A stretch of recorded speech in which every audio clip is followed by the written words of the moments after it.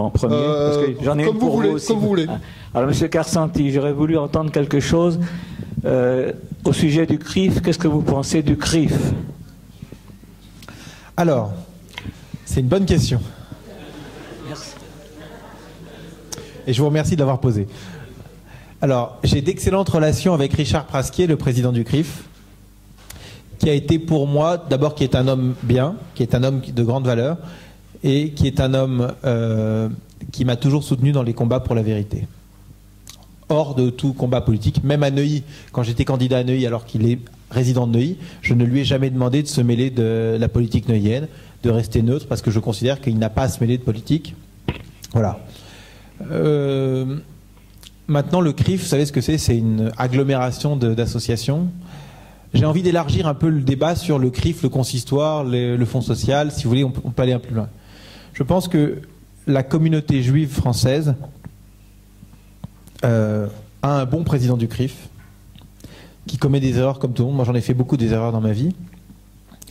Malheureusement, je crois qu'on a d'autres dirigeants communautaires à certains niveaux qui ne tiennent pas leur rôle. C'est-à-dire que ils sont trop impressionnés quand ils rentrent dans les palais de la République et ils sont beaucoup trop dociles. Je crois qu'on est dans une période où il faut avoir des gens de combat. La période est difficile. Il va falloir, entre guillemets, se battre politiquement. Il y a des idées qu'il va falloir défendre. Il va falloir être ferme. C'est pas dur, mais ferme. Il ne va pas falloir laisser passer certaines choses. Après la tuerie de Toulouse, j'ai vu le président du CRIF à la télévision dire avec le recteur de la mosquée de Paris, Dalil Boubaker, pas de stigmatisation, attention, ce n'est pas l'islam, c'est un fou, etc. Moi, j'aurais attendu d'abord quand même qu'il y ait des preuves de l'autre côté qu'il n'y ait pas de l'islam impliqué là-dedans. Malheureusement, on a vu que beaucoup de gens dans les banlieues se sont mis à revendiquer le crime de Mohamed Merah. Donc, pour répondre à votre question, je ne suis pas tout à fait à l'aise avec certaines institutions communautaires françaises. Je pense qu'il y en a beaucoup qui sont totalement défaillantes. Mais en revanche, Richard Prasquier, en tant qu'ami personnel et en tant que président du CRIF, même s'il fait des erreurs, et je le lui dis parfois, je suis assez content de sa présidence. N'oubliez pas quand même qu'on a eu des présidents du CRIF, je vais vous les citer, Théo Klein, Ashdenberg, enfin, qui sont quand même des gens... Kuckerman a été bien, Kuckerman a été un président du CRIF de combat. Mais rendez-vous compte quand même des présidents du CRIF qu'on a eu et qu'on risque d'avoir. N'oubliez pas que le président du CRIF ne pourra pas se représenter et donc il y aura un nouveau président du CRIF qui sera élu en 2013. Et d'ailleurs, si pour ceux que ça intéresse, regardez bien la campagne électorale qu'on est en train de vivre, qui touche à sa fin. On sait qu'il y a des gens qui font campagne aussi en se disant ça me permettra éventuellement de me promouvoir dans une campagne pour le CRIF derrière. Donc la campagne du CRIF va être une campagne importante en 2013 parce qu'on est dans une période difficile. Monsieur Miller, contrairement à ce que vous avez présenté au sujet d'Obama sur le plan de sa position vis-à-vis de l'islam, que pensez-vous de ce développement, de ces démonstrations militaires dans le Golfe Persique américaines? Est-ce que ce sont des rotomontades ou est-ce que c'est vraiment quelque chose de sérieux prêt à être opérationnel? Pour le moment, je ne pense pas que quoi que ce soit prêt d'être opérationnel. J'en ai parlé avec Daniel Pipes, qui est très impliqué dans la situation, puisqu'il travaille avec différentes organisations travaillant dans le secteur de la défense aux États-Unis, et il pense que pour que Obama intervienne, il faudrait vraiment qu'il fasse un virage à 180 degrés et qu'il tourne le dos à tout ce qu'a été sa politique jusqu'à présent. S'il avait vraiment voulu être ferme vis-à-vis de l'Iran, il aurait déjà mis en place des sanctions, ou laissé le Congrès mettre en place des sanctions qui sont susceptibles de fonctionner. Or, ces sanctions, comme je l'ai dit tout à l'heure, il s'est refusé à ce qu'elles existent. Donc, de facto, il s'est fait complice de l'avancée de l'Iran dans la direction de l'arme atomique. Donc, il se peut qu'il se livre à quelques gesticulations, mais je dirais que ce qu'il fait par ailleurs est beaucoup plus important. Barack Obama a abandonné l'Irak à l'Iran. C'est de facto ce qui s'est passé. L'Irak est maintenant complètement abandonné à l'Iran, c'est quasiment un satellite de l'Iran. Et Barack Obama est en train d'abandonner de manière précipitée l'Afghanistan. Et il y a des liens entre les talibans et l'Iran qui existent aussi. Et il y a 3 semaines à peu près, Barack Obama a dit oui, nous avons des négociations directes avec les talibans, donc pour leur rendre le pouvoir. Donc au bout de 12 années de guerre, on sera passé d'un régime taliban à un régime taliban. Quelle avancée. Ça sera ça le résultat des années Obama. Obama est en train de défaire tout ce que George Bush a essayé de faire pour transformer la politique régionale. Enfin, vous me direz que Obama vient d'avouer qu'il avait des négociations directes avec les talibans, mais avant, on savait déjà depuis 3 mois qu'il avait choisi un intermédiaire pour mener des négociations avec les talibans. Et cet intermédiaire, c'était Youssef al-Qaradawi, que vous connaissez puisque c'est l'un des principaux prédicateurs des frères musulmans. Et donc, effectivement, c'est un interlocuteur de confiance pour les talibans. Et sur ce plan, je mettrai juste un petit bémol à ce qu'a dit Philippe tout à l'heure. Je dirais qu'effectivement, d'un côté, on peut dire que François Hollande a connu le succès au début, mais en allant à Washington rencontrer Barack Obama, il a rencontré quelqu'un qui était sur une longueur d'onde proche de la sienne. Donc Barack Obama ne pouvait qu'accueillir très bien François Hollande. François Hollande est pour le retrait précipité des troupes françaises d'Afghanistan. Ça tombe bien. Barack Obama est pour un retrait très rapide des troupes américaines d'Afghanistan. Donc ils sont faits pour s'entendre, ces deux-là. Par rapport à l'Iran, c'est la même chose. Barack Obama a une politique de faiblesse vis-à-vis de l'Iran. François Hollande est partisan d'une politique de faiblesse vis-à-vis de l'Iran. Donc effectivement, avec ce genre de relation, on peut avoir des succès diplomatiques, mais ces succès diplomatiques peuvent mener à des défaites autrement plus lourdes. Et puis bon, deuxième point, si tu permets, pour ce qui concerne l'Europe, je pense aussi qu'effectivement François Hollande a pris la position de leadership d'un front anti-Merkel avec les pays du sud de l'Europe. Mais qu'est-ce que propose François Hollande à l'intérieur de la zone euro? Une politique keynésienne de relance par la demande, une politique d'inflation, une politique de mutualisation de la dette. Donc il ne propose pas des remèdes, il ne propose pas de remédier à l'hypertrophie des États-providence. L'État français capte entre 56 et 57% actuellement de la richesse nationale du produit intérieur brut. C'est de cela que souffre la France. Il ne propose pas de diminuer ça véritablement, il propose de continuer à s'endetter en mutualisant les dettes, c'est-à-dire en faisant payer les dettes de la France par l'Allemagne. Et pourquoi pas les dettes de la Grèce aussi, les dettes de l'Italie, les dettes de l'Espagne et les dettes du Portugal. Donc effectivement, il peut mettre en place une coalition, mais cette coalition, ça ne fait pas une zone euro qui va être plus forte, ça fait une zone euro qui va continuer à s'affaisser, mais qui va s'affaisser dans une espèce de solidarité flasque qui ne promet rien de bon. Alors, au moins l'avantage, c'est qu'on va pouvoir dire on peut être en désaccord. Vous m'entendez un peu avec ce micro aussi? Alors, moi, je dirais plutôt des dollars actuellement. Alors, je veux dire, non, moi je pense qu'il faut mieux acheter des shekels, et là je suis très sérieux. Je suis très sérieux. Dollars ou shekels? Des shekels. Mais je vais vous dire une chose, là où je ne suis pas d'accord avec Guy, d'abord c'est sur le retrait d'Afghanistan. Moi je pense qu'il est nécessaire que la France se retire d'Afghanistan. La France n'a strictement plus rien à y faire. Elle ne mène pas la guerre là-bas. Ce sont des soldats qui ne servent strictement à rien et qui se font canarder et qui, donc, à mon avis, on perd des vies françaises et on perd des soldats français pour rien. En revanche, on a eu des soldats qui sont allés en Afghanistan et qui sont allés faire la guerre là-bas et qui ont été en mesure, je dirais, de rencontrer une vraie adversité. Pour moi qui suis un élu français, qui rencontre parfois des pompiers, qui me disent qu'il y a des endroits en France dans lesquels ils ne peuvent plus aller. Parce qu'il y a des véritables zones de non-droit où les services publics, les médecins ne peuvent plus aller. Je pense que ces soldats qui ont été aguerris, qui savent ce que c'est qu'un vrai adversaire, alors je n'ai pas dit d'envoyer des tanks dans les banlieues, mais il y a des endroits, des zones de non-droit, je pense qu'on peut utiliser parfaitement ces gens qui n'ont peur de rien, qui savent lutter pour aller dans des véhicules normaux ou dans des véhicules un petit peu préparés et aller récupérer ces territoires perdus de la République. Et ça, je crois que c'est essentiel. C'est le premier point. Ne m'interrompez pas, je pense que ça ne se produira pas, cela dit. Hein? Je pense que ça ne se produira pas, je ne vois pas Hollande envoyer l'armée. Tu as peut-être raison, mais en tout cas, je pense que l'armée française ne fait rien de bon en Afghanistan actuellement. La deuxième chose, sur l'euro et sur l'Europe, moi, je viens du monde de la finance. Je peux vous garantir une chose, que si Hollande s'amuse à bouger un petit doigt et à déraper budgétairement, vous allez voir les taux se tendre et qu'il ne va pas pouvoir aller très très loin. Donc, c'est malgré lui qu'il sera obligé de faire une politique qu'il contraindra à réduire les dépenses de l'État, malgré lui. Et d'ailleurs, je commence à comprendre un peu son fonctionnement intellectuel et idéologique. Il n'est absolument pas socialiste.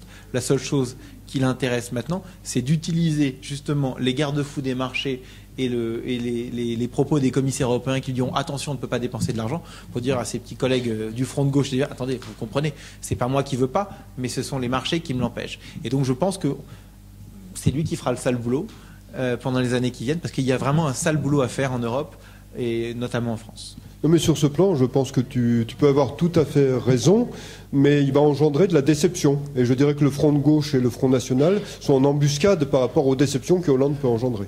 Ah oui, mais ça ne me dérange pas qu'ils déçoivent la gauche, parce que je veux que la droite gagne après. Oui, mais encore faudrait-il que la droite se recompose. Pour le moment, oui, elle est complètement pour ça que je travaille, décomposée. Oui, mais pour le moment, elle est complètement décomposée. Les idées libérales économiquement sont complètement exclues du débat politique. Et comme je l'ai dit dans un article que j'ai écrit pour un magazine américain, parce que j'écris aussi en anglais de temps en temps, ce qui avait de fascinant dans le premier tour de l'élection présidentielle française, c'est qu'il y avait 10 candidats, c'est beaucoup, et sur ces 10 candidats, il n'y en avait pas un seul qui avait un discours économique cohérent avec les discours économiques qui sont prédominants dans le reste du monde. Les 10 avaient des discours économiques étatistes ou socialistes. Nicolas Sarkozy compris. Quand Nicolas Sarkozy nous a parlé de remonter les frontières, je me suis dit, mais où va-t-on? Oui, mais Nicolas Sarkozy compris, exactement. Attends.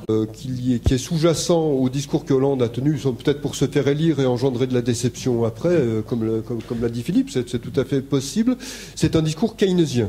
Le discours keynésien est le discours qui prédomine. On dit que, d'ailleurs j'ai entendu des gens comparer François Hollande à Franklin Roosevelt dans les années 30, en 1932. Bon, il faut savoir que Franklin Roosevelt a prolongé la crise de 1929. Il n'a pas remédié à la crise de 1929, contrairement à ce que l'on dit.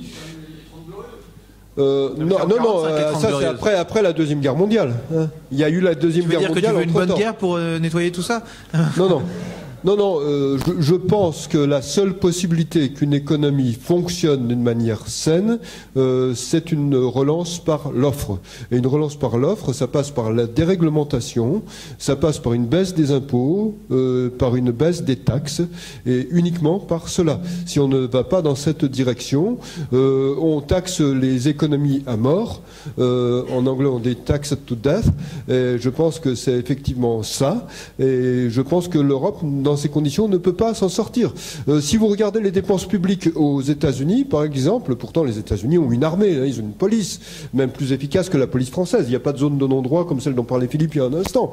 Aux États-Unis, il y en a eu à une époque, mais il n'y en a plus. Hein. Bon, et les États-Unis dépensent à peu près 35% de leur produit intérieur brut pour les dépenses du gouvernement et de l'État. En France, on est à 57%, quasiment 57%. Donc on en a 22% de plus. Et avec une police qui marche pas, avec une armée quasiment inexistante, donc où passe cet argent? Qu'est-ce qu'il devient? Je dirais qu'il sert à subventionner les zones de non-droit, des choses de ce genre-là. C'est à cela que ça sert. Aussi à payer la CMU aux immigrants illégaux qui sont en France, des choses de ce genre-là. Donc sur ce plan, je dirais que vous avez une véritable désincitation à investir en France. Je dirais que si j'ai de l'argent à investir, je ne l'investirai pas en France. Ou je le ferai si je veux être masochiste. Si je me dis, j'ai envie de perdre beaucoup cette année et encore davantage l'année prochaine. Et quand je serai ruiné, je serai pleinement heureux. Non, excuse-moi, les seules entreprises qui gagnent vraiment de l'argent en France sont des entreprises qui font leurs bénéfices à l'étranger et qui mettent leurs bénéfices dans des paradis fiscaux, qui les déclarent ailleurs, mais qui ne les déclarent pas en France. Pour revenir sur le projet économique, il y a un pays qui est en train de faire un travail assez exceptionnel, c'est l'Italie. Nicolas Sarkozy avait lancé une mesure exceptionnelle et formidable. Il avait lancé la commission Attali. Alors Attali est un type très intelligent avec lequel je ne m'entends pas du tout, mais qui est intelligent et qui avait réussi à réunir des gens d'un bon niveau. Et dans cette commission Attali, il y avait un monsieur qui s'appelait Mario Monti, ancien commissaire européen. Et quand Berlusconi a quitté le pouvoir il y a quelques mois, c'est Mario Monti qui a été nommé président du Conseil. Mario Monti a éliminé tous les hommes politiques élus d'Italie et il n'a pris que des techniciens, pas des technocrates, des techniciens pour aller résoudre les problèmes de l'agriculture avec des gens qui connaissent l'agriculture, des problèmes de l'industrie avec des gens qui connaissent l'industrie. Et c'est en train de marcher. Ce qu'il est en train de faire à l'Italie, il lui applique un remède de cheval. Par exemple, grève des taxis quand j'y étais récemment. Pourquoi? Parce qu'il a dit maintenant c'est fini vos histoires de licence, plaques, quand on se promène dans la rue, on cherche un taxi, on ne trouve pas, comme ce qui se passe en France. Maintenant on va libéraliser les acquisitions de plaques de taxi. Donc l'idée en fin de compte de libérer l'économie, de faire, comme tu disais, une politique de l'offre, qui était la politique de Ronald Reagan dans les années 80, qui a permis aux États-Unis de décoller. Donc non, il y a toujours des disparités sociales. Alors, je dirais que dans toute société, il y a des riches et il y a des pauvres. Mais quand on dit que pendant les années Reagan, les riches sont devenus plus riches et les pauvres sont devenus plus pauvres, c'est inexact si l'on regarde les statistiques. Il y a eu beaucoup plus de riches et moins de pauvres. Mais comme les riches sont devenus beaucoup plus riches, l'écart entre riches et pauvres s'est accru, mais ça ne veut pas dire que les pauvres sont devenus plus pauvres. Ça veut dire que les pauvres ont monté et que les riches ont monté encore plus.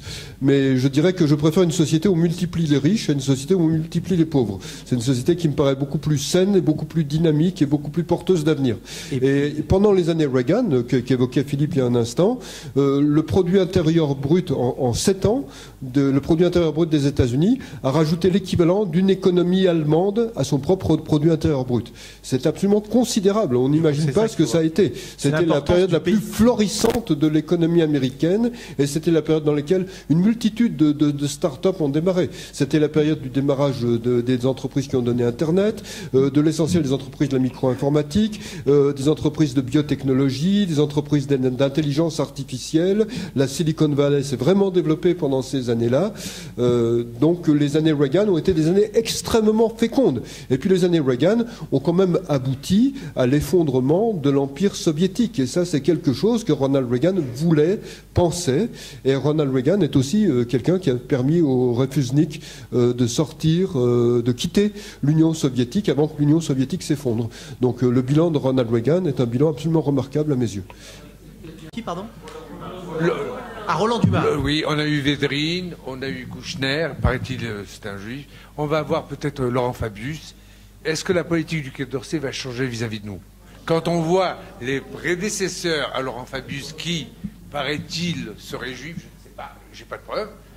Est-ce que c'est un fait exprès de mettre des gens de cette qualité pour pouvoir influencer Israël, ou dans un sens ou dans l'autre? Alors, ça dépendra de la volonté du président de la République. Arrêtez de croire qu'il y a une administration au Quai d'Orsay. Moi, j'ai une administration aussi que je gère à ma modeste échelle à Neuilly. J'ai très bien pu voir comment ça se passe quand une administration est récalcitrante et il y a des moyens de la faire travailler d'autres façons.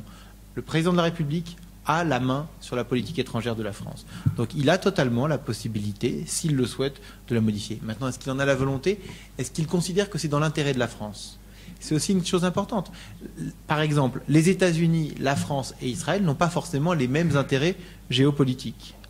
Malgré tout, je pense que la France aurait plutôt intérêt à promouvoir les démocraties dans le monde entier plutôt qu'à s'allier et à subventionner tous les dictateurs africains qu'on a subventionnés depuis leur indépendance. Donc il y a des choses qu'il faut regarder.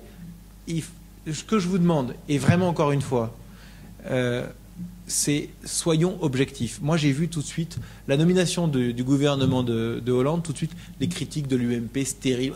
Gouvernement. Attendez, on va les laisser regarder, on va voir ce qu'ils vont faire. Regardons. On ne va pas regarder les gens sur leur titre. On a des gens qui se présentent à nous, qui proposent de bien faire. Il n'y a pas de gens, il n'y a pas de ministre qui arrive en se disant moi je vais casser la France. Donc il y a des gens qui viennent. Mais on a une grande expérience de tous ces ministres des Affaires étrangères. D'accord, mais on va voir. Mais moi je vous dis, attendez, Fabius, vous savez ce qu'a dit Fabius? Fabius a dit qu'il fallait cesser l'indulgence vis-à-vis de la politique d'expansion israélienne et de colonisation israélienne. Voilà ce qu'a dit Laurent Fabius il y a quelques mois. Oui, très bien, on le sait, mais on va voir ce qu'ils vont faire. Vous savez, regardez une chose. Il y a un moment, quand on n'est pas aux affaires, quand on n'est pas aux responsabilités, on parle, on dit voilà ce que je ferai. puis ensuite on se retrouve face aux problématiques. On va voir ce qu'ils vont faire.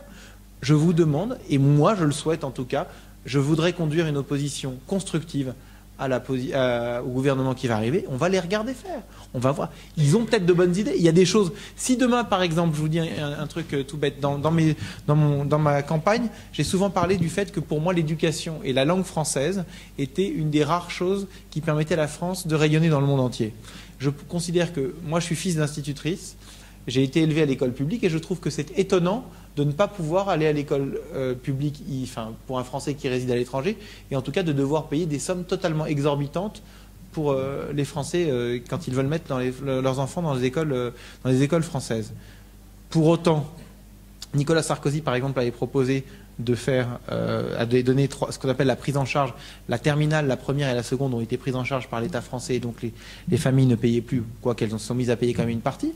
Mais si le gouvernement socialiste vient voir et dit « Voilà, nous, on considère qu'il faut étendre la prise en charge de la scolarité à d'autres classes », moi, je considère que c'est important. Je suis libéral économiquement, mais je considère qu'il y a des fonctions régaliennes, en tout cas en tant que Français, qui doivent être défendues. Et je pense que l'éducation, la justice doit rester publique, les forces de sécurité doivent rester publiques. Il y a tout un tas de choses qui doivent rester publiques. Et donc, si le gouvernement socialiste nous dit « Voilà, nous, on pense qu'il faut étendre la prise en charge de la scolarité des enfants des Français de l'étranger par l'État », eh bien moi, je considère que je voterai bien évidemment en faveur de cela. Oui. Déjà, je compléterai, je serai un peu plus pessimiste que Philippe sur ce sujet. Je pense que la politique arabe de la France, du Quai d'Orsay, est une continuité depuis des années et des années. Un journaliste anglais a fait un excellent livre sur le sujet, il s'appelle David Price Jones, si vous cherchez sur Internet. Betrayal. Oui, c'est ça. Betrayal, trahison. Et donc il y a une continuité de cette politique. Moi, la première chose que je demanderais comme test à Laurent Fabius, c'est par exemple ce qu'il pense du rapport sur l'eau de Jean Glavany, rendu à l'Assemblée nationale, qui parle d'Israël comme d'un État d'apartheid. La réponse m'intéresserait. Ça sera un test au départ. Alors, je veux te répondre. Hier, j'ai déjeuné avec un grand journaliste israélien de Haaretz, qui m'a tenu pendant tout le déjeuner le fait qu'Israël était un État d'apartheid. Donc tu sais, tu les trouves aussi. Mais il y a aussi une chose sur laquelle... Si on prend les pires journalistes israéliens... Non mais, attends. Non mais, je suis d'accord avec toi. Et pour autant... Mais attendez, pour autant, moi je crois que... Écoutez, juste une chose. Vous savez, la politique arabe... Attendez, hein? C'est moi. La politique arabe de la France, elle est basée sur des mensonges. Et donc, je continue à vous dire une chose. Moi, je continuerai à me battre pour la vérité. Il y a un monsieur qui me pose une question. Non, mais c'est justement... Eh bien, écoutez, c'est ce que j'essaye de faire. Alors, c'est ce que j'essaye de faire, par exemple, donc ce que j'ai essayé de faire dans le cadre de l'affaire Aldoura. Vous savez, quand je serai à l'Assemblée nationale, à la commission des affaires culturelles, et qu'on auditionnera le président de l'AFP, le président de France Télévisions et le président de Radio France, on pourra leur poser des questions et on pourra lancer des commissions d'enquête. Comprenez une chose, ces gens-là sont en roue libre. Personne ne les tient. Ils n'ont personne. Je suis aujourd'hui le seul en France, dans le cadre de l'affaire Aldoura, à avoir mis un holà et avoir, je dirais, arrêté quelques buts, si on peut prendre cette analogie footballistique. Donc, je vous le dis simplement, il faut se battre, il faut aller sur le combat, il faut aller sur les combats judiciaires, ce que j'ai fait, et il faut aussi aller sur les combats, je dirais, à l'Assemblée nationale, faire ce travail de responsabilité. Et je pense, et alors là, ça c'est mon optimisme, que la politique arabe de la France peut être déviée par la propagation. Mais attendez, alors dans ces cas, on peut très bien, on peut dire, dans ces cas-là, ça sert à rien. On plie, on ferme la maison et puis on s'en va. Moi, je vous dis, je crois qu'on a une possibilité de faire évoluer les choses favorablement en diffusant la vérité. Regardez une chose, les sites dans lesquels Guy écrit, notamment Dreuze.info et JSS et la MENA et tout, ont de plus en plus d'audience. Ça veut dire quoi? Ça veut dire que les gens souhaitent de plus en plus sortir du politiquement correct et de la propagande. Regarde, tu parlais de Newsweek tout à l'heure, tu racontais tout ça. C'est clair, ces médias qui mentent sont en train de s'effondrer. C'est pas vrai, c'est pas vrai. On le voit parfois sur France 3. Mais il n'y a que Frédéric Tadei qui m'invite, mais c'est vrai qu'il y a une frustration immense de beaucoup de gens qui n'ont pas de repères, qui ne se reconnaissent pas dans la façon dont l'information est faite. C'est vrai que l'information est cadenassée par une nomenclatura de la pensée unique, par une véritable police de la pensée. Il y a des écrivains qui, dès qu'ils tiennent certains discours, se font attaquer par le MRAP, par d'autres organisations de ce genre-là. Ça m'est arrivé. C'est arrivé à un écrivain qui s'appelle Renaud Camus, que je connais, qui a écrit un livre qui s'appelle Le Grand Remplacement. Dans ce livre, il dit simplement: la société française est en train de changer profondément, je ne me reconnais plus dans la société telle qu'elle est. Eh bien, le MRAP a porté plainte contre lui pour racisme. Et la plainte a été déposée il y a une semaine. Il a le même éditeur que moi pour ce livre, c'est pour ça que je suis au courant de la plainte. Bon, mon dernier livre qui est là fait partie des meilleures ventes sur Amazon. Hier, il était en 120e position, l'avant-hier, il était en 88e position, devant des livres de gens qui couchent à la télévision. Ils doivent avoir un lit portable avec eux, comme Franz-Olivier Gisbert, par exemple. Bon, ouais. Bon, et donc concrètement, ça veut dire qu'il y a un public pour ce genre de livre. Bon, mais autre élément, j'ai fait un article sur Dreuze sur le sujet, des librairies boycottent le livre, le traitent pire que si c'était un livre pornographique ou une réédition de Mein Kampf. Et c'est là qu'il y a un problème. Si les éditeurs boycottent le livre, si les libraires, excusez-moi, boycottent le livre, il y a effectivement un gros problème. Et nous sommes face à effectivement une nomenclatura dans le contexte français. Et il faut briser cette nomenclatura. Et ce qu'a fait Philippe par rapport à Charles Anderlin est absolument remarquable et très courageux, puisqu'il a affronté cette nomenclatura quasiment seul contre tous, à un moment donné. Je voudrais juste ajouter quelque chose, mais merci Guy, mais le combat, la guerre, elle se mène sur plusieurs terrains. Il y a le terrain des idées, il y a le terrain donc des combats judiciaires médiatiques que j'ai pu mener, mais il y a aussi ce que je compte faire à l'Assemblée nationale, par exemple, demander des commissions d'enquête parlementaires sur la composition des plateaux de télévision, c'est important. Comprendre pourquoi, par exemple, quand on parle d'économie, il y a globalement 3 socialistes et un type un peu libéral. Pourquoi on marche, on est borgne, pourquoi on ne voit qu'un côté des choses. C'est cela qu'il faut voir. Par rapport à Israël, par rapport aux États-Unis, on a toujours la même chose. Enfin, regardez, dès qu'on parle, il y a un truc, je veux vous dire une chose, il y a un intellectuel, je vais être obligé d'employer le mot intellectuel, bien que je ne pense pas qu'il soit très intelligent, israélien, donc un monsieur qui fait figure d'intellectuel, enfin, je vais être poli, un monsieur qui fait figure d'intellectuel israélien, qui est invité parfois dans les médias français, qui s'appelle Denis Charbit. Alors, parfois, donc, il va sur le plateau de Tadei, et donc Tadei est très fier de dire, oui, voilà, pour représenter la position israélienne, nous avons fait venir monsieur Denis Charbit. Donc, on le fait venir, c'est-à-dire qu'on lui paye l'avion, sachant qu'à Paris, il y a des tonnes de gens qui sont capables de faire le travail. Et qu'est-ce qu'il commence comment, Denis Charbit ? Oui, alors je tiens tout de suite à dire que moi, bien évidemment, je suis un opposant au gouvernement de Benjamin Netanyahou, je n'ai strictement rien à voir avec ces gens-là. C'est tout. Donc, pour représenter le point de vue israélien, on prend un opposant à la position du gouvernement démocratiquement élu ici et qui a une majorité à l'Assemblée nationale. Non, mais l'IB, ils ont le droit. Attendez, l'IB, ils ont le droit. C'est un journal. C'est...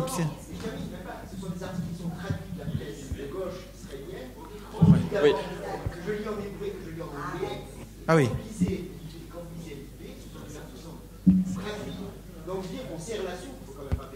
Oui, mais ce que je veux dire,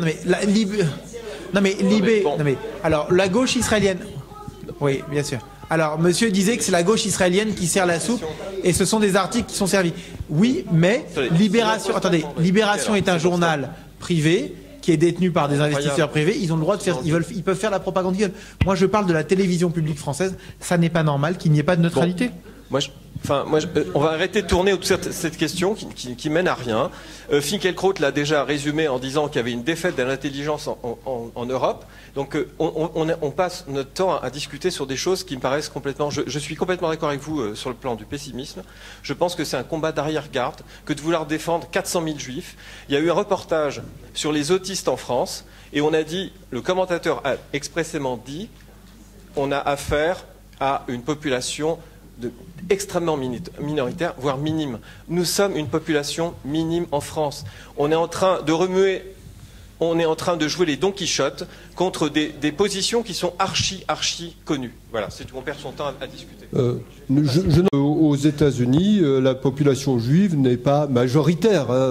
Et néanmoins, aux États-Unis, ceux qui défendent le plus Israël, comme l'a dit Philippe tout à l'heure, et je suis pleinement d'accord, ce sont des mouvements chrétiens, essentiellement. Et pourquoi ils le font? Par valeurs éthiques, essentiellement. On peut avoir des valeurs éthiques. Je dirais que ce que je reproche, ce que je demande à la France, par exemple, moi, si je devais demander quelque chose à la France, c'est pas de défendre la communauté juive, c'est pas de défendre Israël, c'est de faire la distinction entre la démocratie et la dictature, de faire la distinction entre des terroristes et des gens qui se défendent contre le terrorisme. Et ça, c'est des questions qui transcendent ces dimensions, c'est des questions qui relèvent de l'éthique fondamentale. Et sur ce plan, la politique européenne est fondamentalement dépourvue d'éthique et contaminée par un cynisme suicidaire. On n'a pas besoin d'être juif. On n'a pas besoin d'être juif pour défendre Israël sur les valeurs. Et je crois la preuve. Non mais voilà. Non mais on n'a pas besoin d'être juif. Et la preuve. Et vous seriez étonné de voir le nombre de gens qui partagent à l'extérieur de la communauté juive les idées de Guy Millière. Et je crois que c'est vraiment important. Et c'est pour ça que tout à l'heure je parlais des milieux chrétiens. Si on reste dans le communautaire, si on reste en cercle fermé, on est fini. On est fini. J'ai lu dans un magazine que vous avez écrit que l'existence d'Israël rendait le monde meilleur. Alors je voulais savoir ce que vous vouliez dire par là. Ce que je veux dire, c'est que des pays dans lesquels les valeurs éthiques sont importantes et des pays fondés sur des idéaux contribuent à rendre le monde meilleur en soi, parce qu'ils montrent qu'on peut faire de la politique en étant imprégné de valeurs éthiques et en étant imprégné d'idéaux. Et je pense qu'il y a 2 pays au monde qui ont été fondés sur des idéaux, et c'est pas un hasard si c'est les 2 pays dans lesquels je me reconnais le plus, c'est les États-Unis et c'est Israël.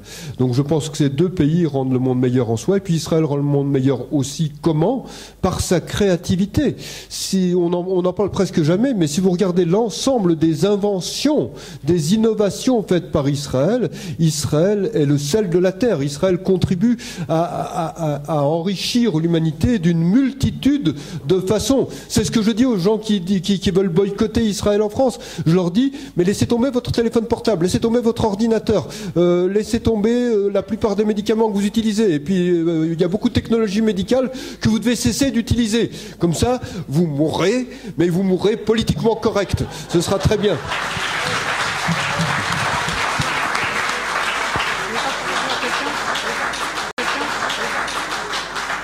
Alors, juste avant que vous posiez des questions, n'oubliez pas une chose, n'oubliez pas que Guy, pour ceux qui partent, il y a des livres de Guy à signer, et pour ceux qui s'intéressent, n'oubliez pas qu'il y aura des tracts à prendre éventuellement pour diffuser largement autour de vous. Je voudrais poser une question à M. Karsenty. Parce que pour nous, il est à droite et nous, on est à droite. Non, je rigole. Soyez gentils de rééquilibrer la salle après. Hein.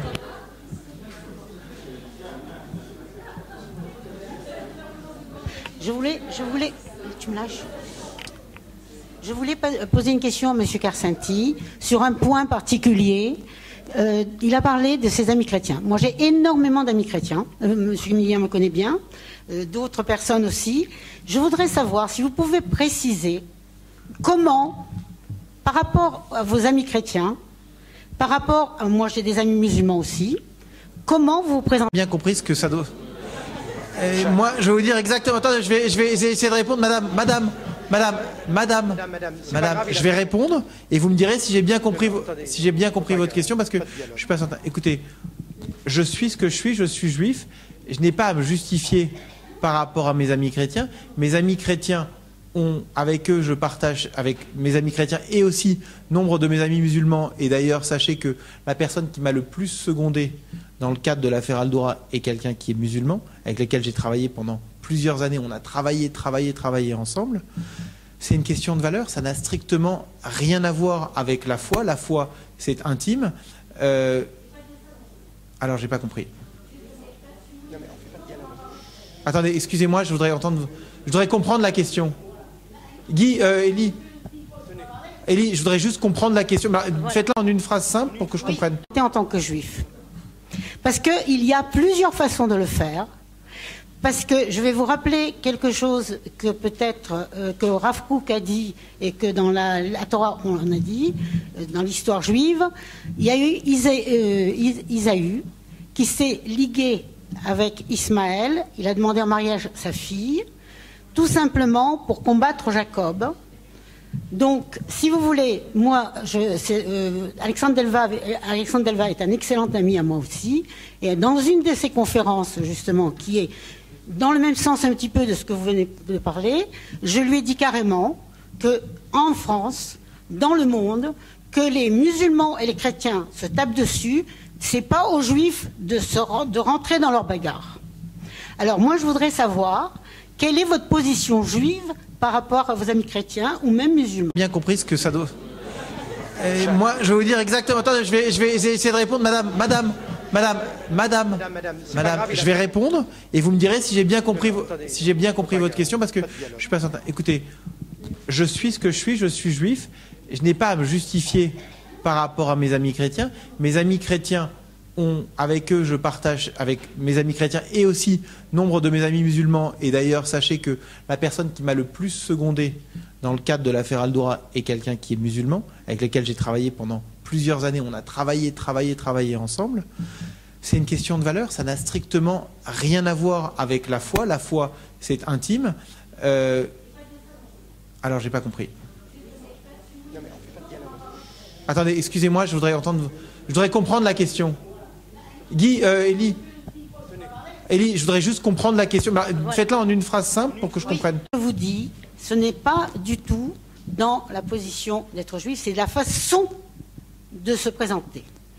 La façon de se présenter, il y a aujourd'hui plusieurs façons, et une façon qui n'est pas tellement productive pour Israël, c'est-à-dire en fait d'avoir soit une supériorité, soit une infériorité, mais être en égalité avec les autres peuples du monde, être en égalité et être profondément juif. C'est-à-dire qu'en tant que juif, on ne peut pas se mêler de cet islamisme, on ne peut pas se joindre aux chrétiens, on ne peut pas se joindre aux musulmans. C'est tout. Voilà. Bon, c'est votre point de vue, enfin je sais pas, en tout cas écoutez. Non mais c'est tant mieux, Écoutez, moi je suis ce que je suis, je respecte les gens pour ce qu'ils sont, et à partir du moment où ils respectent des valeurs qui sont en phase avec les miennes, non mais moi je suis pas là pour vous faire de l'histoire, je vous dis, vous demandez ce que je fais. Donc moi je vis simplement, naturellement, en face des gens. Si on partage les mêmes valeurs, si on a la même vision du monde, ça me va. Et si on a le droit de penser différemment, mais je crois que sur les valeurs essentielles, moi quand je suis face à un chrétien, je ne suis pas en justification, ni en infériorité, ni en supériorité. On a un échange. Si pour ceux que ça intéresse, et je l'ai demandé, et ça m'a été bien évidemment accordé, pour ceux que ça intéresse pour venir demain avec moi à la Troune, je pars à 10h de l'hôtel Inbal pour aller rencontrer les sœurs et pour aller, si vous voulez voir ce que c'est qu'un échange avec des chrétiens, vous êtes la bienvenue et vous pouvez tous venir. Voilà, je parle et j'ai un échange qui... Philippe, si on pouvait passer à d'autres questions, parce qu'on n'a pas d'autres dialogues. Il faut faire circuler une... Jacques d'abord et puis ensuite... On fait le tour. Au soir des élections, le nouveau drapeau français sur la place de la Bastille. Il avait un croissant, il a changé de couleur également. Et ce qui est clair, c'est que c'est l'islam qui a élu M. François Hollande. Et M. Sarkozy s'est réveillé bien trop tard pour se rendre compte de ce qui se passait dans sa République.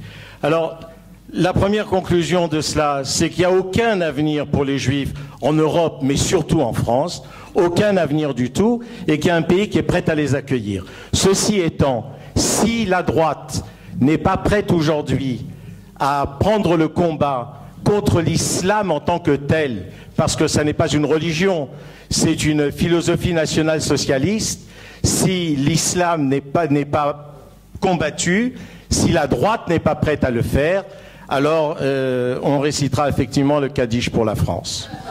Et que non seulement on ne pouvait plus parler de l'islam depuis l'affaire Mohamed Merah ces derniers temps, mais on ne peut même plus débattre de l'islam radical. Ceux qui essayent se font répondre immédiatement par la presse politiquement correcte. Vous êtes en train de stigmatiser les musulmans.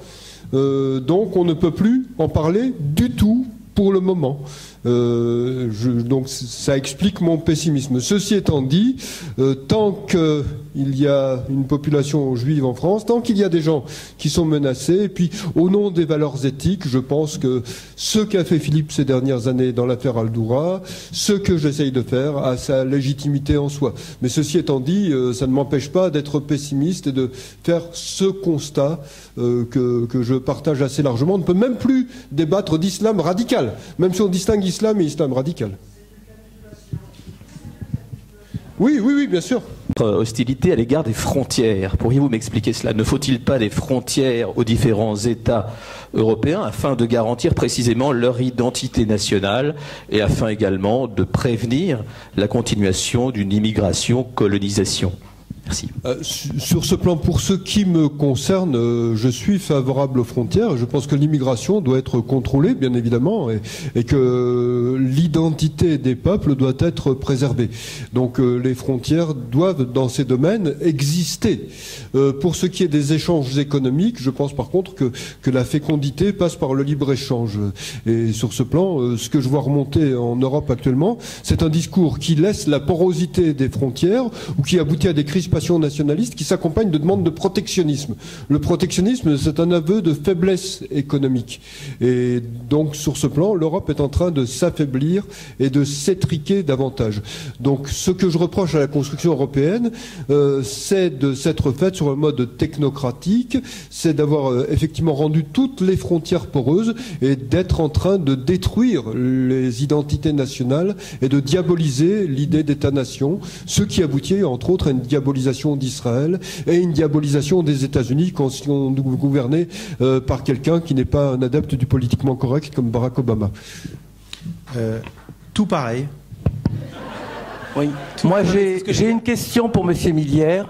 J'ai lu dans la MENA un article récent de vous faisant état d'une évolution de la situation en Jordanie avec les Palestiniens. Ça m'a paru très important et j'aurais aimé que vous nous le détailliez. J'ai toujours pensé qu'il existait déjà un État palestinien qui représentait 80% du mandat concédé à la Grande-Bretagne et que c'était la Jordanie. La Jordanie est d'ailleurs gouvernée par un roi qui vient d'Arabie Saoudite et qui a épousé d'ailleurs une femme native de la région, donc palestinienne entre guillemets, et qui a donc un fils palestinien maintenant. Bon. Donc a priori, c'est un État d'ailleurs qui pratique une forme d'apartheid. C'est étrange. On critique Israël au nom de l'apartheid, mais on ne parle pas de l'apartheid jordanien. Mais en Jordanie, il y a des citoyens de seconde zone qui sont les citoyens natifs de la région ou qui ont immigré depuis longtemps, depuis 3 ou 4 générations dans la région. Et ceux-là sont traités comme des citoyens de seconde zone. Donc il y a actuellement un mouvement en Jordanie qui fait partie des révoltes, des insurrections actuelles, qui dit l'ensemble de la population jordanienne doit pouvoir contribuer au gouvernement. Et ce mouvement, je pense que c'est un mouvement sain et que effectivement la situation de la Jordanie n'est pas une situation normale. Je pense que les 3/4 de la population jordanienne qui n'a pas voix au chapitre devrait avoir voix au chapitre, et si la Jordanie s'appelait État palestinien de Jordanie, ça réglerait un certain nombre de problèmes. Je pense que donc à terme il n'y aura pas de deuxième État palestinien. Je pense qu'il faut être insensé, je pense que personne ne l'est actuellement au gouvernement israélien. Dans l'opposition israélienne, il y en reste quelques-uns qui doivent être comme ça, pour penser que le processus d'Oslo est un processus de paix, c'est un processus de guerre et de délégitimation d'Israël. Je pense que l'autorité palestinienne n'a aucun des éléments qui peut en faire un État. À mes yeux, la première chose qui devrait être faite, c'est de demander de dénazifier l'autorité palestinienne, parce qu'on y développe un discours de haine, de propagande antisémite qui est absolument honteux. Et je dirais que le gouvernement israélien devrait le dire clairement et nettement, demander au gouvernement européen d'arrêter de financer ce genre de choses, prendre des positions claires, nettes et précises, et à partir de là, dire nous n'avons plus la moindre relation avec l'autorité palestinienne tant qu'elle endoctrine les enfants et qu'à la place de former des enfants à devenir instituteurs, ingénieurs, médecins, elle les forme à devenir terroristes. Donc concrètement, si on adoptait cette position, à mes yeux, l'autorité palestinienne finirait par tomber et je serais de toute façon favorable à l'annexion par Israël de la Judée-Samarie et on pourrait laisser peut-être une petite principauté à Mahmoud Abbas jusqu'au moment où il va trop loin et cette principauté disparaîtra d'elle-même aussi. Je tiens à ajouter une chose, c'est que tu parlais d'apartheid. N'oublions pas non plus que le Liban pratique un véritable apartheid.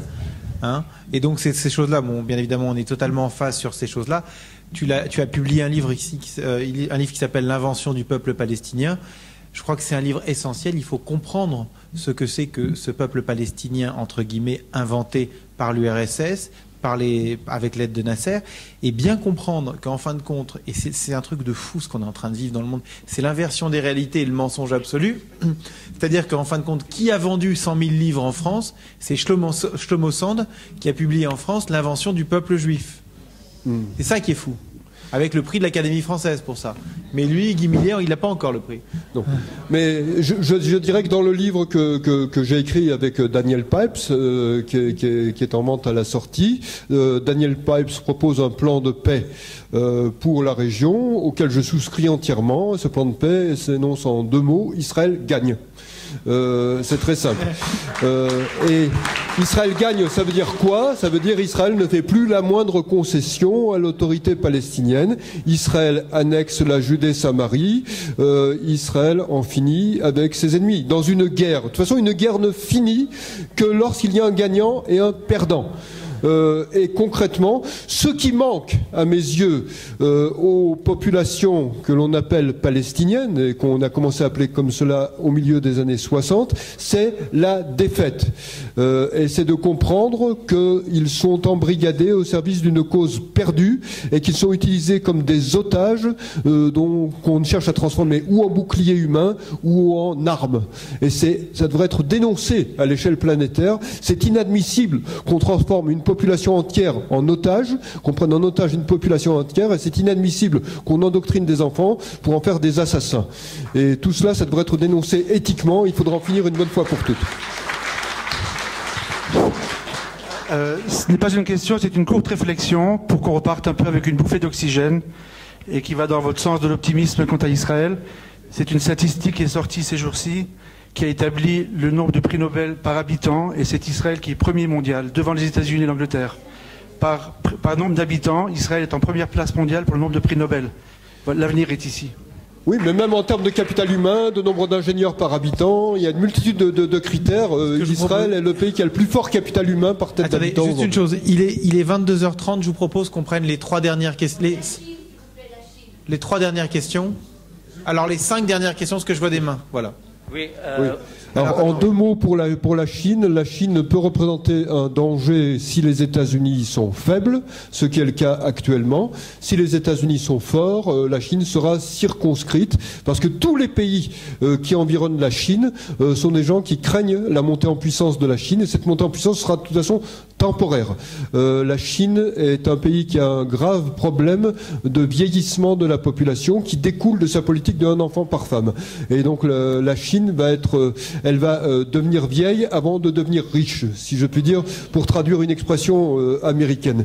Et donc à partir de là, la Chine ne représentera un danger que de manière temporaire. Mais pendant cette période, elle peut devenir dangereuse, mais seulement si les États-Unis renoncent à leur position de puissance hégémonique sur la planète.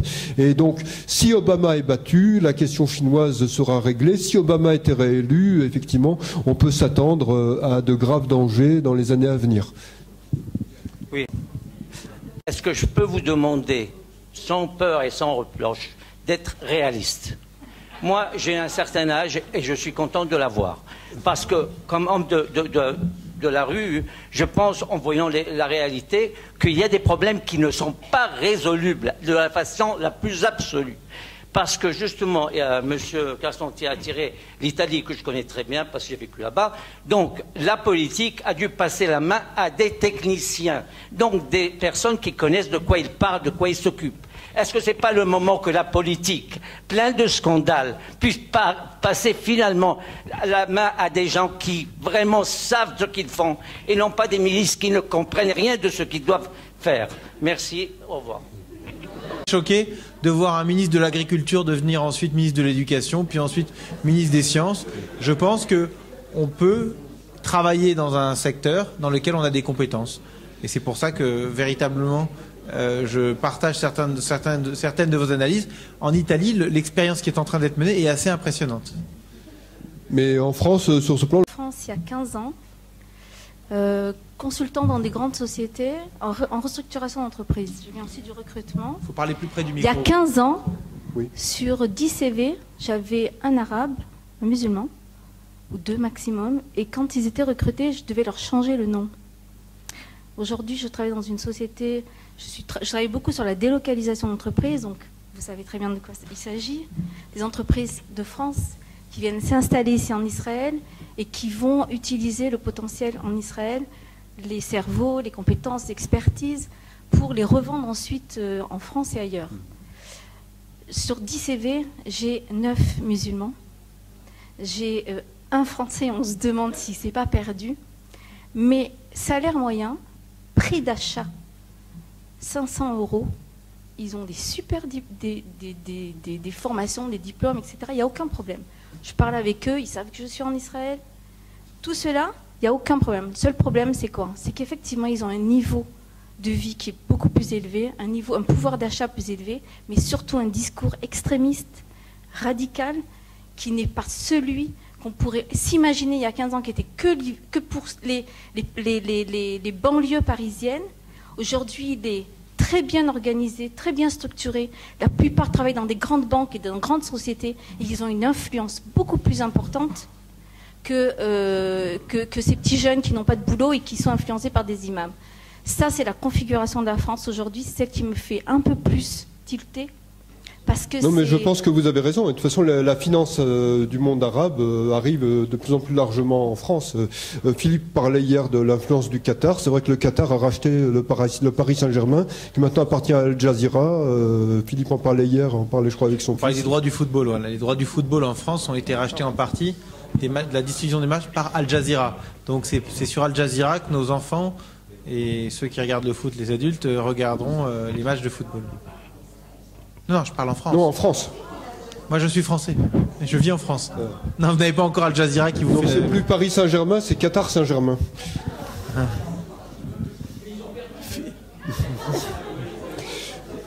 Philippe... Je voudrais poser la question à M. Miller. Voilà. Une note un petit peu optimiste. Est-ce que le règlement du problème iranien, puisqu'il nous promet de nous envoyer des champignons, vénéneux certainement, est-ce que le gouvernement américain attend Mashiach ou pas pour régler ce problème? Comme je l'ai dit, pour ce qui concerne Obama, il n'y a rien à attendre, ça, je pense. Mais si Obama est remplacé par Mitt Romney, je pense que là, l'attitude américaine sera beaucoup plus ferme et beaucoup plus déterminée. Je ne peux pas savoir quelle forme cela prendra. Ça peut prendre la forme d'une intervention militaire, ça peut prendre la forme de sanctions ou d'une manière d'isoler complètement le régime de façon à ce qu'il tombe. Mais il y a plusieurs possibilités qui sont étudiées. Mais en tout cas, l'attitude de Mitt Romney ne sera pas l'attitude de Barack Obama. Ça me paraît clair, net et établi. L'un des principaux conseillers en politique étrangère de Mitt Romney est un ami à moi de longue date, il s'appelle Walid Fares. C'est un chrétien libanais qui sait parfaitement ce qui se passe quand l'islam radical gagne en importance dans un pays, puisqu'il a fui le Liban. C'est un chrétien libanais. Monsieur Karsanti, merci Monsieur Miller. Monsieur Karsanti, je voulais m'adresser à vous au sujet de l'affaire Al-Dura. Vous avez fait un travail d'enfer qui a duré très longtemps. Et là, vous avez eu l'aide du docteur David Yehuda Amsalem, pour moi que je connais, qui a apporté sa vérité et surtout l'opération qu'il a faite à ce gamin. Est-ce que le procès va être relancé? Au père, pardon. Est-ce que le procès va être relancé? Est-ce qu'on a des chances de faire apparaître la vérité au grand jour et qu'Anderlin soit avec une décoration de papier et pas celle qu'il a reçue? Alors, bon. Non, écoutez, je veux dire un truc. Comprenez une chose. Chaque fois qu'on prendra ce dossier en attaquant Anderlin, on perdra. Non, mais je veux dire, comprenez une chose. On ne se bat pas, et tout à l'heure j'ai été interviewé par plusieurs médias français.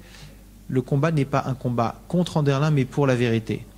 Parce que sinon, il y aura toujours un réflexe en plus corporatiste de tout ce que vous pouvez imaginer et de ses amis et ces choses-là. On avance. Aujourd'hui, j'étais au bureau du Premier ministre pour avancer, israélien, pour avancer là-dessus. On a des documents qui sont fournis, qui sont de plus en plus forts. Vous savez que Charles Anderlin a encore déclaré la semaine dernière sur son blog que le Shin Bet le soutenait et disait que bien évidemment ce n'était pas une identité. Donc il continue à mentir. Plus il ment, plus il s'enfonce et plus on arrive à réveiller certains Israéliens, certains membres du gouvernement israélien qui pour l'instant sont quand même assez faibles. En Israël, il faut quand même que vous vous rendiez compte qu'il y a par exemple 2 ambassadeurs d'Israël en France qui ont été mes pires ennemis dans l'affaire Al-Doura. Un monsieur qui s'appelle Nissim Zvili et Danny Sheikh. Nissim Zvili était très poli avec moi, il me serrait la main et truc, mais dès que j'avais le dos tourné, il disait aux journalistes n'écoutez pas Karsanti, il est fou. Anderlin est un mec très bien. Et Danny Sheikh, c'est encore pire, il refusait de me serrer la main. Ça ne m'étonne d'ailleurs pas de voir que maintenant ils sont engagés très fortement dans la campagne électorale des législatives contre moi pour essayer de faire monter un candidat qui n'a aucune chance de gagner, mais uniquement pour me faire perdre des voix. Puisque en fin de compte, pour eux, je suis leur échec de communication sur pattes. C'est-à-dire quand ils me voient, ils voient leur échec de communication. Ce sont des amis d'Anderlin, ce sont des gens qui ont continué à fréquenter ce monsieur et à le défendre. Donc on avance. Avec le gouvernement israélien, il y a des choses, on fait, vous savez, c'est un long combat pour essayer de faire évoluer. C'est un paquebot, le gouvernement israélien. Il y a des gens à droite, des gens à gauche, il y a des gens qui essaient de faire... Enfin, je ne dis pas droite ou gauche politiquement, mais c'est varié. Et on avance. C'est long, c'est difficile. En France aussi, on avance. La vérité avance progressivement. Chaque fois que je suis invité, je fais des conférences pour propager la vérité. Je le fais beaucoup à l'étranger, je le fais aussi beaucoup en France. J'ai été invité, puisque tout à l'heure vous me posiez la question sur les catholiques, j'ai été invité à l'Université catholique de l'Ouest pour faire une conférence. J'avais 100 étudiants face à moi. 100 étudiants catholiques qui ont vu et qui ont pris connaissance de ce dossier-là. Imaginez ce que ça leur fait quand ils voient, ce que ça leur fait dans le cerveau quand ils voient ça, et quand ensuite ils voient une autre manipulation contre Israël. Et ben, instinctivement, ils commencent à comprendre, et j'ai des contacts encore avec eux, on échange des emails, et ils me disent « Ah voilà, on a bien vu que c'était encore une manip ». Ça marche. Donc on avance, c'est très long. Rendez-vous compte d'une chose, c'est un combat historique. Je vais conclure sur une petite anecdote. Il y a 3 ans, il y a 2 ans et demi, j'ai eu un rendez-vous avec Claude Guéant, à l'époque, quand il était secrétaire général de l'Élysée, pour lui parler de l'affaire Al-Doura. Et je m'étais dit, on va faire évoluer les choses, et donc je vais lui en parler. Et je suis arrivé dans son bureau, à l'Élysée, et il m'a dit, bonjour monsieur, de quoi voulez-vous me parler? Je vais vous parler de Mohamed Al-Doura. Il m'a regardé tout de suite, il m'a dit, je ne connais pas ce monsieur. D'accord? Il ne connaissait pas ce monsieur. J'ai commencé à essayer de lui expliquer. Je n'ai abouti absolument à rien. Ce que je veux vous dire par là, c'est qu'à l'époque, il y a des gens, on les touche progressivement. Je fais ces conférences à droite, à gauche. Maintenant, c'est de plus en plus difficile de rencontrer des journalistes ou des hommes politiques qui ne connaissent pas le dossier. À l'Assemblée nationale, je m'occuperai de tout un tas de dossiers de vie quotidienne des Français qui vivent en Israël, en Italie, en Grèce, en Turquie, mais je m'occuperai aussi des manipulations médiatiques. Si vous croyez qu'en Israël, vous êtes les seuls à être victimes de cela, vous vous trompez. Allez voir ce que la France, ce que les médias français font à la Grèce, allez voir ce que les médias français font à l'Italie. Chaque pays a ses caricatures dans les médias français. Donc on travaille, on va avancer. Si tout se passe bien, on gagnera. Et à ce moment-là, je vous garantis une chose, que quand je vois la levée de bouclier qu'il y a chez mes adversaires médias et politiques, je sais très bien le problème que je leur pose. Je sais très bien que ma victoire, pour eux, c'est un effondrement ou en tout cas un ébranlement du système médiatique actuel. Non, moi je vois pas ce qu'ils peuvent me faire. Mais en tout cas, mon arrivée à l'Assemblée nationale sera un ébranlement du système. Il y a beaucoup plus de gens intelligents au Parlement que je vais rencontrer et que je connais déjà, avec lesquels on va travailler là-dessus, parce que qu'on l'aime ou qu'on l'aime pas, Sarkozy a été battu par les médias. D'accord ? Ce sont les médias il s'est battu lui-même. Il s'est battu lui-même en refusant de dire des vérités, mais il s'est fait battre aussi par les médias. La campagne des médias était phénoménale. Donc, à droite, voilà. Donc, à droite, comment? Donc, oui, bien sûr, on prend une dernière question, parce que je ne veux pas laisser quelqu'un de frustré. Mais voilà. Donc, en tout cas, avant de vous dire une chose, on continuera. Le combat pour la vérité avance.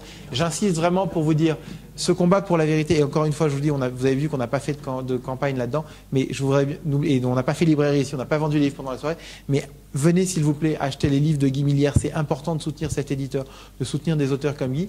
Et si vous avez envie, venez prendre des tracts, venez les diffuser autour de vous. C'est très important. Le vote sur Internet commence dès demain midi. Et le vote aux urnes sera le 3 juin. Donc c'est bientôt, il faut y aller. Aussi mon éditeur qui fait un travail courageux, qui s'appelle David Reynarc. Je pense que sa maison d'édition doit pouvoir exister parce qu'il permet à un certain nombre de livres qui sans cela n'existeraient pas d'exister dans le contexte français. Alors, ce qui ne plaît pas obligatoirement à différentes personnes dans les médias. Voilà. Pourquoi le gouvernement israélien ne se mobilise pas là-dessus ? Parce qu'au sein du gouvernement israélien, vous avez des gens qui continuent à être amis de Charles Anderlin, parce qu'au ministère des Affaires étrangères, vous avez un monsieur dont je vais dire le nom est bien filmé et bien à la caméra, qui s'appelle Igal Palmor, qui continue à défendre son ami Charles Anderlin. Et vous allez le voir, le 18 juin va sortir un magazine en Israël, un magazine anglophone, dans lequel il fait encore des déclarations abjectes me concernant, parce que la journaliste m'a appelé, tiens, regarde ce que dit le porte-parole du ministère des Affaires étrangères. Oui, au ministère des Affaires étrangères israélien, Charles Anderlin a encore des amis qui sabotent le travail. Ces gens-là, eh bien, il faudra continuer. C'est aussi votre travail. Par exemple, vous savez, il y a peut-être quelques francophones aussi qui vont vouloir venir faire de la politique en Israël. Vous trouverez les noms, vous verrez, qui vont venir se présenter à la Knesset. Hein, il y a des types très bien comme Emmanuel Lavonne qu'il faudra soutenir. Mais il y en a d'autres qui viendront peut-être se mettre du côté de Kadima ou du côté de partis plus à gauche. Eh bien, faites-leur comprendre que leur trahison permanente de la communauté juive française, ils devront le payer un jour. Et un monsieur comme Igal Palmor, si un jour il s'amusait à venir sur le terrain politique, eh bien, je pense qu'il faudra lui faire payer toutes ces trahisons. Ce sont des gens que vous avez le pouvoir. On a tous le pouvoir. On a un bulletin de vote. C'est notre arme. Allons-y. Il faut s'en servir. En Israël, allez aux urnes, déplacez-vous, allez voter, ayez du poids. Voilà. On va prendre vos dernières questions. Merci. Bonsoir. Je voudrais m'adresser à Guy Millière. Je voudrais apporter un petit bémol à tout ce que vous avez dit ce soir, si je peux me permettre. D'abord, vous avez souvent fait référence aux valeurs et à propos des États-Unis, de la création des États-Unis d'Amérique. Comment vous vous situez par rapport aux Indiens ? Je veux dire, on peut pas dire que. Est-ce qu'on peut dire vraiment que les États-Unis se sont fondés sur des valeurs éthiques? Je veux dire, quand on pense aux Indiens. Première réflexion. Deuxième réflexion, toujours à propos de ces valeurs éthiques, vous avez quand même fait une attaque personnelle sur Anderlin. Alors, je suis pas là pour défendre Anderlin, absolument pas. Mais je veux dire, c'est pas. Je veux dire, entre le discours et les faits, il y a quand même un décalage. Maintenant, à propos du New Deal, ah si, vous avez fait une attaque personnelle, je veux dire, c'est pas très éthique, je veux dire. Je pense qu'il y a une éthique du métier de journaliste et qu'il y a une déontologie. On peut éviter les affaires. Et il a trahi sa déontologie. Surtout quand on fait référence aux valeurs éthiques. Ensuite, à propos du New Deal, c'est vrai que Roosevelt n'a pas trouvé la solution, mais enfin, comme le New Deal a beaucoup soulagé, ce qui a été la solution, ça a été la Deuxième Guerre mondiale.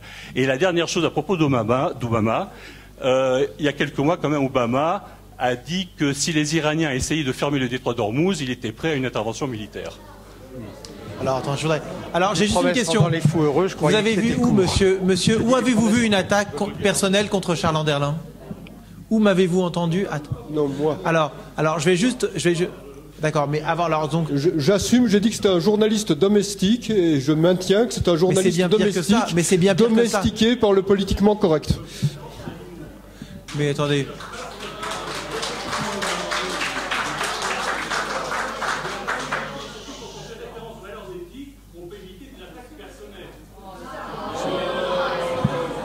Ce n'est pas une attaque personnelle, c'est une définition.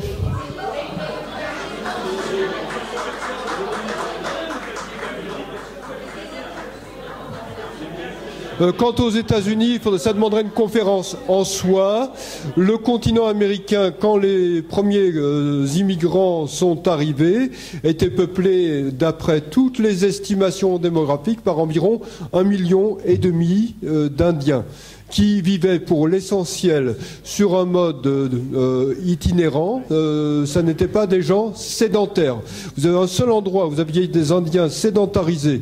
Si vous connaissez l'histoire des États-Unis, c'est la vallée du Colorado, c'est-à-dire une région qui va du sud de l'État actuel du Colorado au nord du Nouveau-Mexique et à une partie nord de l'Arizona, à la frontière de l'Arizona et de l'Utah. C'est les seuls endroits des États-Unis où vous aviez une population qui n'était pas nomade. Ailleurs, vous aviez des populations nomades qui vivaient sur un mode de vie qui était celui de la France à l'époque du Néolithique. Combien de gens vivaient en France en moyenne à peu près à l'époque du Néolithique? Je pense que vous le savez, même au Paléolithique supérieur, à la frontière du Paléolithique supérieur et du Néolithique, à peu près 200 000 personnes. Pourquoi? Parce que la productivité permise par la chasse, la pêche et la cueillette ne permet pas de faire vivre davantage de gens sur une surface de ce genre-là.